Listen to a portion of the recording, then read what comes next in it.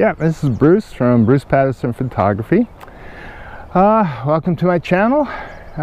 Today I'm in Manitoba. We came to Manitoba for a family reunion, so I wasn't planning on doing much vlogging or photography actually, but I managed to get a couple hours off today away from the family.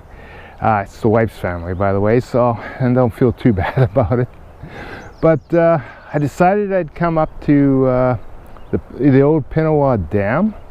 It's about an hour and a half, sort of northeast of Winnipeg, and I thought I'd do some photography. You know, what made me, I've been in this area before and I photographed it, and what drew me back to it was a couple weeks ago I watched a video by Scott Tilley on landscape black and white photography. And when I was watching his video, right away I thought of this place. It would be great in black and white. So I'm going to sort of borrow the idea off of him, and I decided I'd come up here for a couple hours and do black and white. And it's also the middle of the day. There's a few clouds, high clouds around, but it's very harsh lighting. And I usually find when I photograph at this time of the day, those photos go better in black and white than they do in color. So that's basically the plan today, is shoot in the middle of the day and convert it to black and white. And the subject matter I got is excellent for black and white. So we'll see how it goes. I'm set up here. I'll give you a quick look at the first part of the dam that I'm at. I don't know if you can see it that good. Okay, so here we are. This is basically the old dam part of it anyway. And the river and that. So how it actually flowed and everything, I don't know. But yeah, it's just an excellent place to come. There's more down here. So let's go explore. Okay, be with you in a while. Okay, got my second image of the day. Not too far from the first one. First one I was just over here. This one here, again, is the got the where the alternators or generators were, I guess what they were. It looks like there used to be a floor or something all along here. I got the cement posts sticking up, and then there's boats and that coming up top, rebar of some kind. So it looked like the water flowed underneath, and there was a floor up top here, which has all been taken away, I guess. So I got these pillars as sort of my leading lines coming in, and I got the blocks there. Anyway, I'm going to switch over to live view. I'll show you what I'm taking, and I'll walk you through it. Okay, here we are in live view. Like I was saying, I'm using these columns here. I guess they were supports for a floor at one time. There's 4 rows of them. So that's the only thing I could think of what they were. And in between there's water running down below all this through the different chutes here. So I'm taking a picture of it. And I got in the background, I got the where the generators were and that, and then we got the new growth of trees all over the place. So I will get out of live view and take a picture. Okay, I'll set up to take the picture. But before I do that, I just want to go over a couple of things. First of all, at the beginning of the video, I said I got this idea from Scott Tilley and Scott Tilley Photography. I was watching one of his videos. I'll post a link to that video in the description below, and unless I can figure out how to post it up here in my video, I'll see what happens. Also, when you're shooting in black and white, I find it really useful to go to my camera settings and change it to monochrome, because then everything comes out in black and white. And the first shot I never did that, I forgot to, and in this one I remembered it, so I've set it up to monochrome.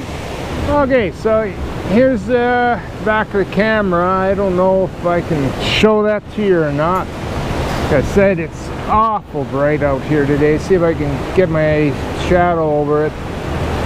But it's in monochrome. You can see the histogram. Oh, hopefully you can see the histogram of that. So we'll see how it goes.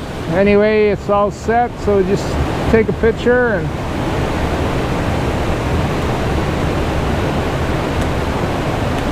there we go. And just check out the it's not bad, looking pretty good.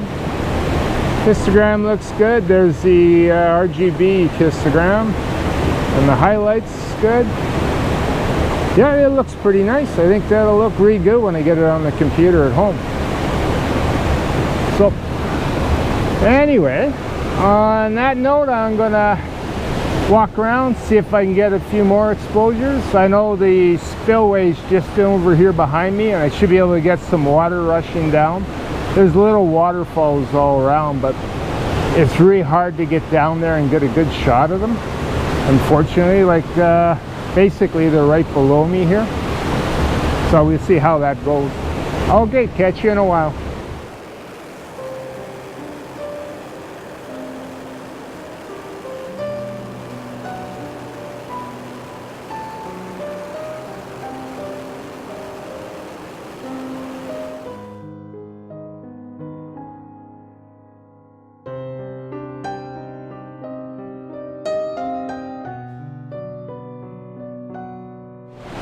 Okay, I got another composition here. It's a spillway, sort of a little river with small falls and rapids in it coming down here. Just waiting for a bunch of people that are tubing down here to get out of my way so I could take the picture. Yeah, there we go. You can probably hear them, they're having a great time. So anyway, I'll switch over to live view and show you what I'm looking at. Okay, here we are in live view. As you can see, I got a bit of a waterfall off to my left here, and then it sort of comes down here.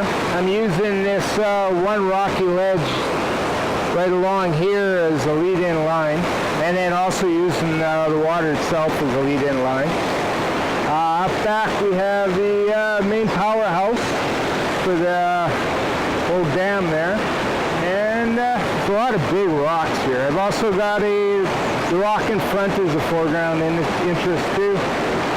So that's basically the scene I'm looking at. I've got to switch back over to my vlogging camera, and I'll go through my setup. Okay, so we're ready to go. I'll give you a quick look at my setup. I've switched to my 70 to 24 millimeter lens. Flies are driving me nuts here. I got bug spray on too. Okay, I switched to my 70 to 24 lens. I wanted to compress the scene a bit more than the 16 to 35 would. And I'm at, oh geez, I am almost right out at 70 right now. So yeah, it's compressing the scene a lot. Bring me a bit closer and everything else. Okay, I've got it set on 1/20th of a second shutter speed. I want to show motion in the water, but I don't want that big white blur all the way down. I want to show how the energy of the stream is and that. Okay, I'm shooting at f/18. That's to help me get down. I have a polarizing filter on. Take some of the glare off the water. Also reduce some of the speed so I can get down to my 1/20th. I'm shooting at ISO 50 again to get down so I can slow my shutter down. It's such a bright day, and hopefully that'll add a bit it looks like it's adding a little bit to the clouds too, or the sky. So it'll be quite interesting to see this picture in black and white after it's done. Okay, so here's my setup and show you. Okay, that's not showing up at all. Okay, so anyway, so that's my setup. All it remains is take the picture and we'll see what she looks like. Okay, and again I'm using a 2-second timer. Whenever I'm on a tripod I use the 2-second timer. So the histogram's looking good. Actually, that looks like a pretty neat photo. Yeah, yeah, the RGB is good. Nothing blowing out in the highlights, so yeah, it looks like it's going to be a really grungy picture, so I kind of like that.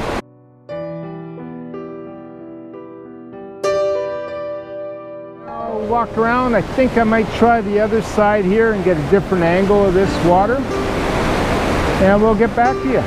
Bye.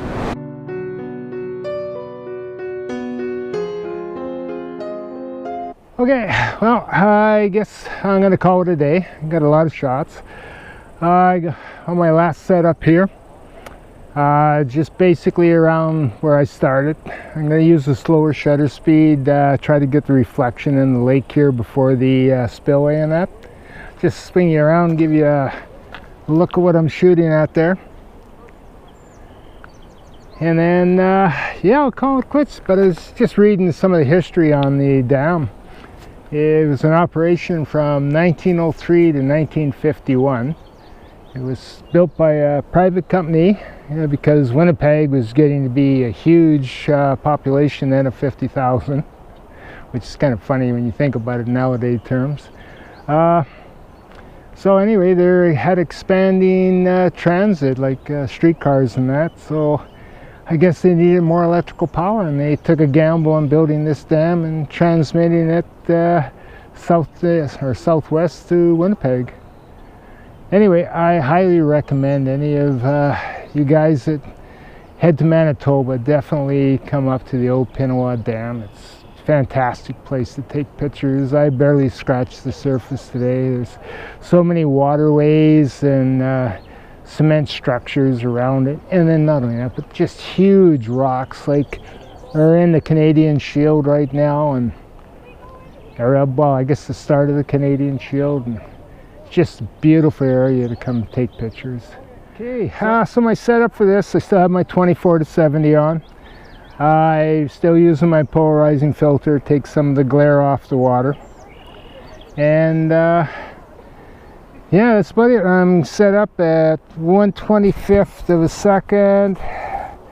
Oh, wait a minute. No, I'm not. There we go. I'm set up at 1/13th of a second. I'm trying to slow it down a bit. It's fairly calm here, but there are some ripples across the water. I don't want to get rid of them all, but I do want to smooth it out just a tad. And then F18, that's to get my shutter speed down, and ISO 100. So we'll take a shot.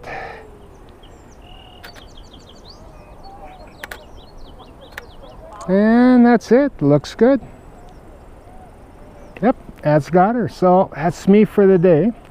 So if you enjoyed this video, please give me a thumbs up. I'd really appreciate it. And if you haven't done so already, please subscribe. And I guess that's about all I have to say. You guys have a good day, and we'll catch you on the next one. Bye.